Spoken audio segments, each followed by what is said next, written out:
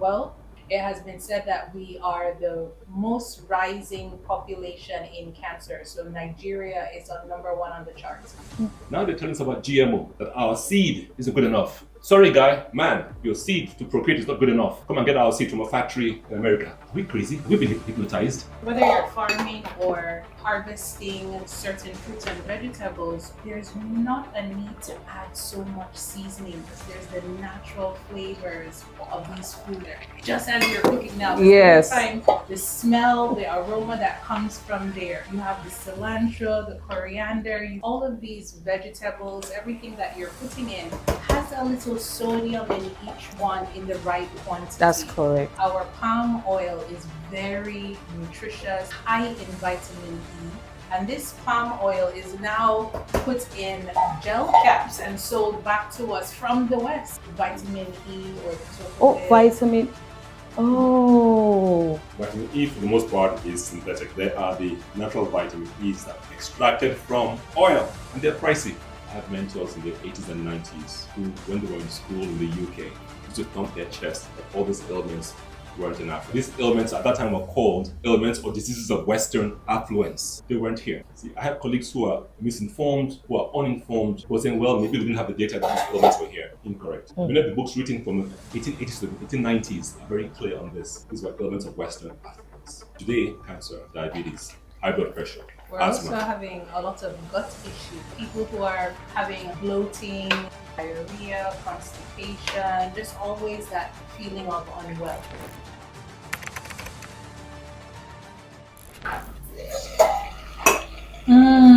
That aroma. Yeah. Can't wait. It smells so delicious. Yes, it does. So I'm going to ask this question now again about chemicals being used to grow food.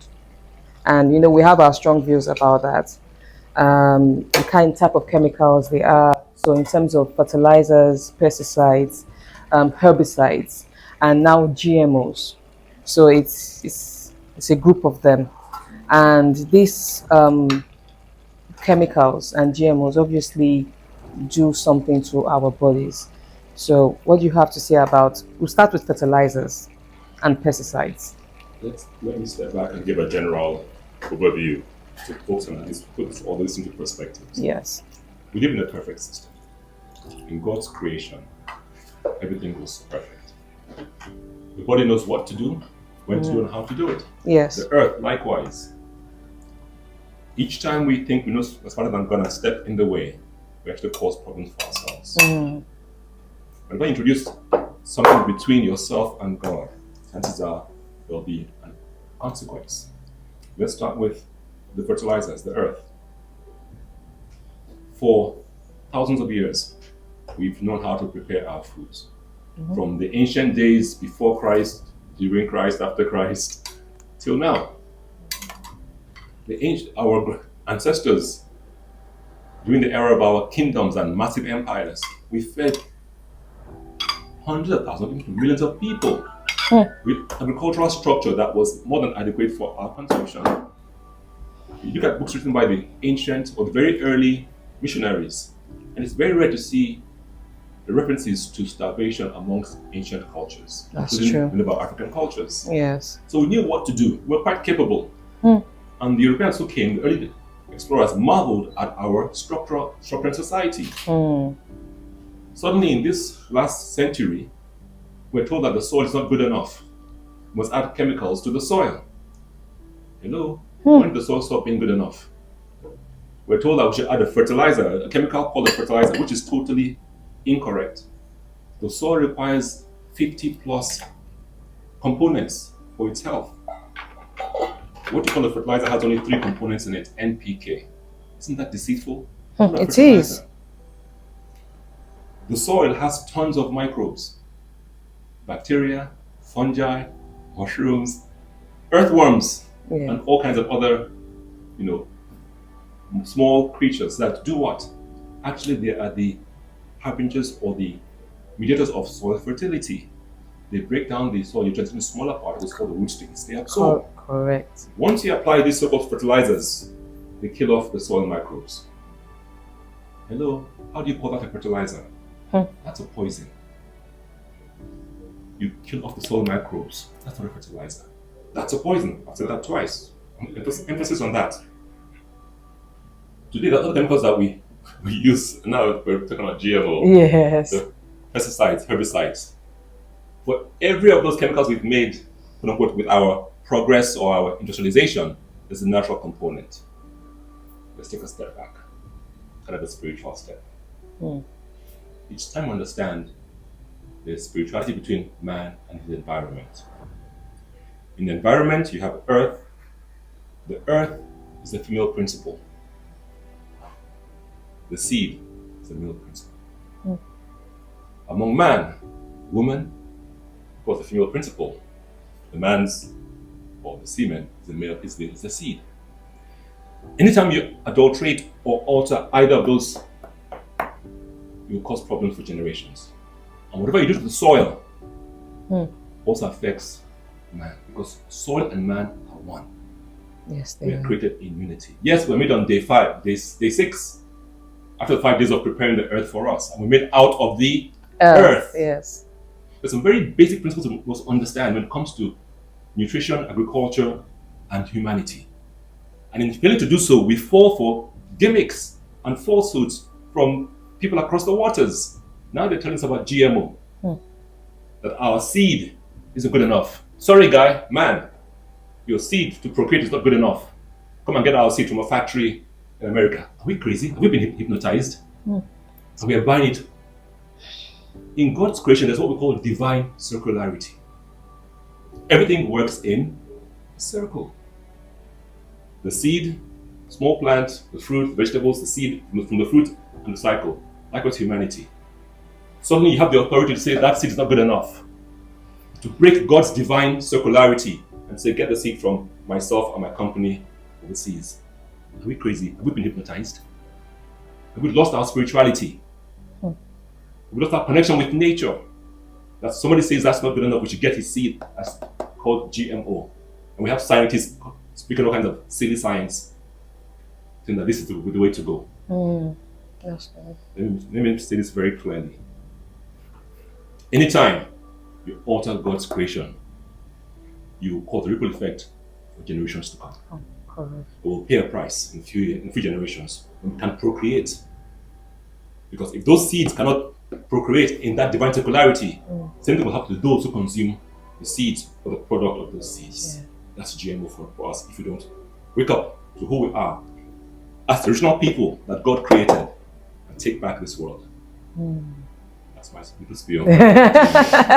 Miss Sherese, the question I'll ask you is, you do have a lot of patients that visit, and have you ever visited anyone's home where you had to go through their kitchen cupboards, and what you saw there were practically GMO byproducts? Yes. And it was part of the root of the issue they were facing, isn't it? So what kind of ailments did they have? So, ailments they have, and what we're seeing in the clinic today, a lot of allergens, a lot of developmental delays. So children who are on the spectrum, whether it's from autism or just having developmental delays. And then we're also seeing a rise in cancer. Right now it has been said that we are the most rising population in cancer. So Nigeria is on number 1 on the charts. Nigeria is number 1 on the chart with cancer. With cancer. Wow. Dorothy, I have mentors in the 80s and 90s who, when they were in school in the UK, used to thump their chest that all these ailments weren't in Africa. And these ailments at that time were called ailments or diseases of Western affluence. They weren't here. Yes, they weren't. Actually, they were not. See, I have colleagues who are misinformed, who are uninformed, who are saying, well, maybe we didn't have the data that these ailments were here. Incorrect. Many of the books written from the 1880s to the 1890s are very clear on this. These were ailments of Western affluence. Today, cancer, diabetes, high blood pressure, we're asthma. also having a lot of gut issues. Yes. So people who are having bloating, diarrhea, constipation, just always that feeling of unwell. and that's not good at all. The past few years, for instance, for personally my family, we've lost many people due to issues similar to this, and sometimes it's always end stage before we find out, or there's nothing much you can do. And even if there's something you can do, it's just for a short period of time, and it's pretty painful. I think what I know now, I knew 20 years ago, maybe would have saved some lives. And it's pretty sad seeing what's going on, because every single out of 5 people that I meet, one person has an issue. And at the moment, I'm not sure how big the wake-up call is in Nigeria. I do know that there's a wake-up call now with GMOs. And the funniest thing is that this GMO journey started 12, 14 years ago, and when we were advocating and speaking about it. But now they're all saying, oh, this GMO, some of them even just think GMO is just food. They're not even thinking about the seeds. They're just saying, all these GMO things, all these GMO foods. And so I do believe that obviously awareness, there still needs to be more awareness about what GMO really is to the general public. But, for instance, we're talking about chemicals, the fertilizers. I remember I did a lot of research and found out that these fertilizers and pesticides that were being used for our, for growing food, they actually used them in Auschwitz to exterminate the Jews. And when they found out that they had to use some of these chemicals, they had done their job. Okay, we still have lots of them. What are we going to do with all of these chemicals? Oh, actually, we can use this for food. And that was how we started using it for food. And that was how, even in those days, cancer started rising and diseases started rising. And at the moment, what we're trying to do, obviously, is to change the mentality, or shift the mentality from, using certain things to cook, or sourcing for your food, or growing your food. Just changing that mentality that you can grow some food, you can grow some herbs, you can look for farmers, you can change the way you cook. So you're using certain oils. And that's the next question we're going to talk about now, foundation for cooking. Now, in the Bible, God talked about olive oil, salt, lentils, everything.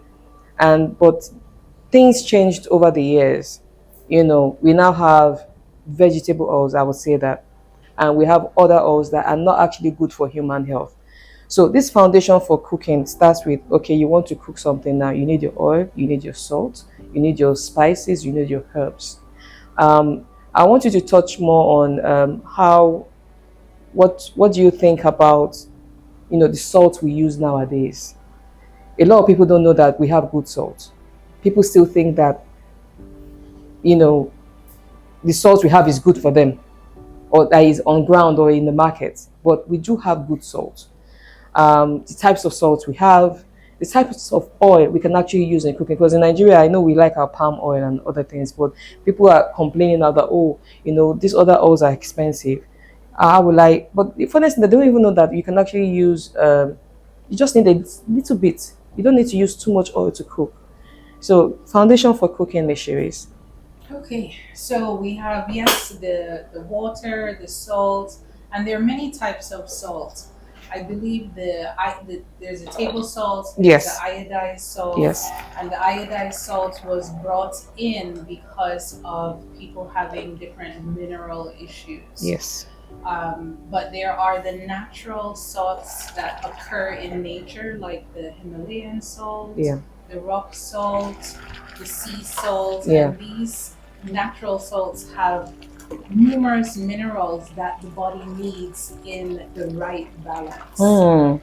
These salts, of course, also season your meals, make it delightful to taste.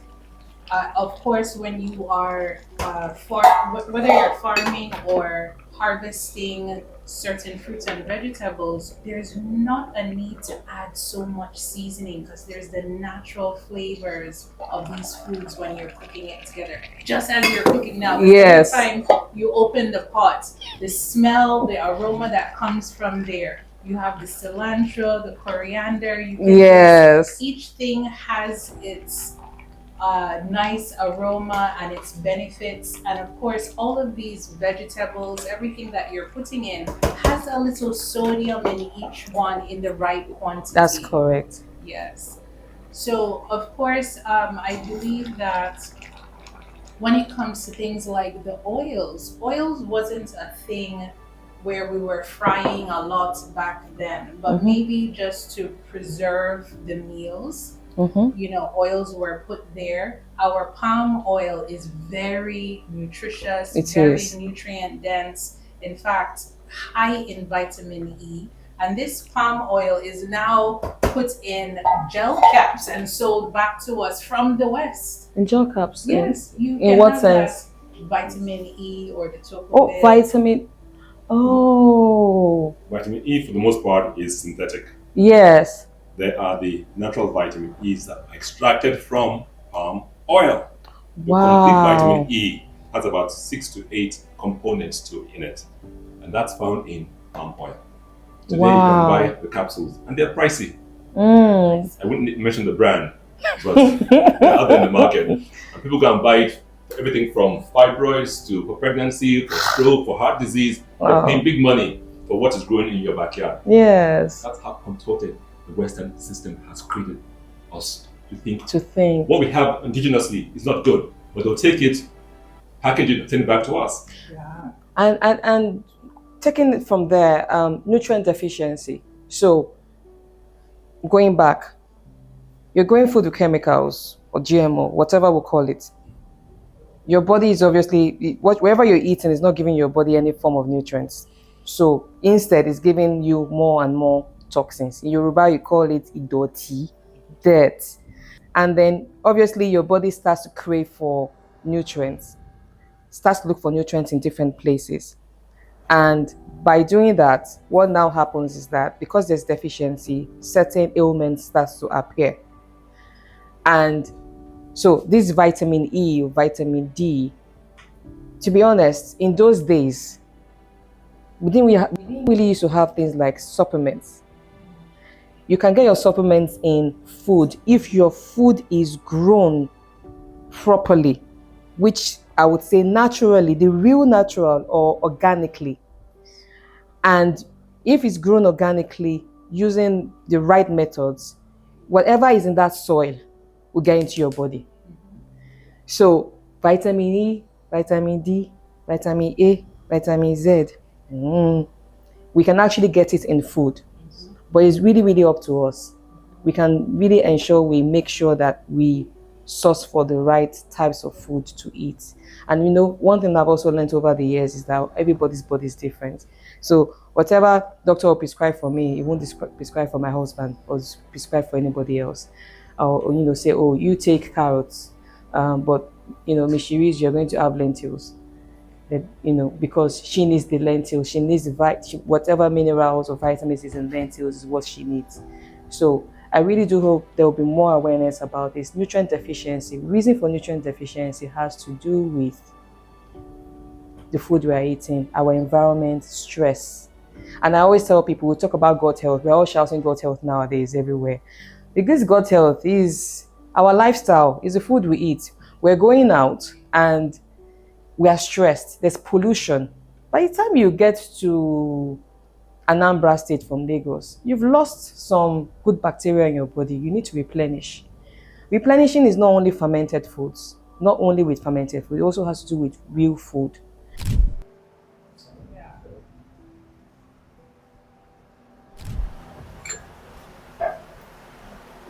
It does have it, right? It does. So it's like your brilliant cube in a way. Yes. Yes. It's really nice. So Dorothy. Yes. The seasoning by itself. It's seasoning by itself. So mushroom, dehydrated mushroom, boil it. Either add water to it or boil it for a short while. Whatever comes out of it, drain it, use it for cooking. Your own spoon.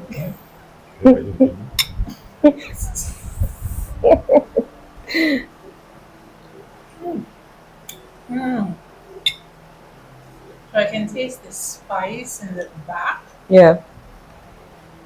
The lentils are cooked so well, tasty. It's really delicious. It is. Yeah. Gosh. And the good thing about flavors. yes, Details all in one. Mhm. all in one, right? Mhm. The good thing about lentils is that you don't need much of lentils. It's like eating your normal Nigerian beans. You don't need much of it. This was pre-soaked before we soaked it for 2 hours Okay. before we cooked Oh. it. So the soaking brings out the bionutrients. Or I don't know what they call bioavailable nutrients in it. Also, it also helps you not to have to be bloated. And so that's one thing about soaking lentil. So anything in the legume family or in the green family, it's always good to soak them. And that's one thing I think we need to raise more awareness on also, because most of us, we don't soak our rice or beans. But our grandparents did. They did. They did. So they understood the science of the soaking. Yes. What happens to the nutrients. Yes. Yes. I understand the soaking also reduces some of the phytic acid or oxalic acid in Yes. food. Yes. Wow. Such a variety of flavors. Mhm. Each spoon is just The herbs that Yes, are the in herbs there and the really spices. brings out- Yes, Mhm. it does.